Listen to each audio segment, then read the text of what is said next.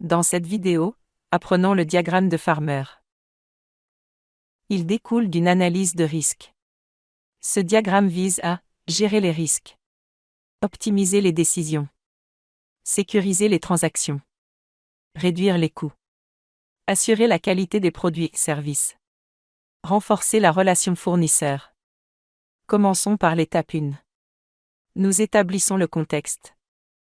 Cela implique de comprendre le temps dont nous disposons pour faire face aux risques et d'identifier les facteurs qui pourraient atténuer leur impact sur les objectifs ou réduire leur probabilité d'occurrence. Dans la deuxième étape, nous abordons la méthodologie d'analyse des risques en 3 parties. 1. Identifier les risques. Quels sont les facteurs déclencheurs? Comment le détecter? Quel est l'impact? 2. Ensuite, on retrouve l'analyse des risques. Cela consiste à calculer la criticité du risque. Pour cela, on détermine, sur une échelle de 0 à 3, sa probabilité d'occurrence et la gravité, son impact. Le calcul est simple. C égale P fois G. Si cela est nécessaire, on peut utiliser sa détectabilité. D, ce qui donnerait P fois G fois D, 3. Enfin, on obtient nos résultats, ce qui nous permet d'évaluer chaque risque et de les hiérarchiser. L'analyse peut être qualitative ou semi-quantitative. Voici 2 exemples, avant de voir l'étape 3. Ici dans le tableau on retrouve la criticité du risque, son impact, sa cause, sa conséquence, et son action corrective. Clarifier le besoin, surveiller les marchés, réévaluer les fournisseurs.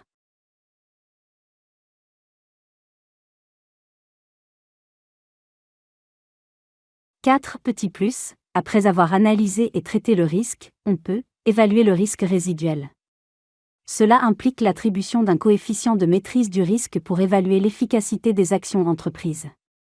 En croisant cette information avec la criticité du risque, nous obtenons une compréhension plus claire du niveau de risque restant et des éventuelles actions supplémentaires nécessaires pour le gérer.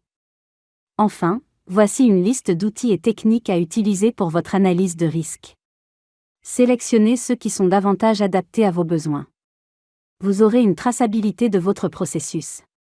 En conclusion, cette analyse nous dirige vers le diagramme de Farmer. Farmer avec nos données récoltées. On place nos risques dans 3 catégories distinctes. En vert, les risques de 0 à 6. En orange de 6 à 10. Puis en rouge +12. La catégorie 1. Elle désignait une zone de probabilité faible et de gravité mineure. Ce cas de figure n'inclut pas d'action supplémentaire. La deuxième, elle désignait une zone de probabilité moyenne et de gravité moyenne. Cette situation amène à la réflexion. Les équipes doivent décider si un plan d'action doit être mis en place. La dernière catégorie.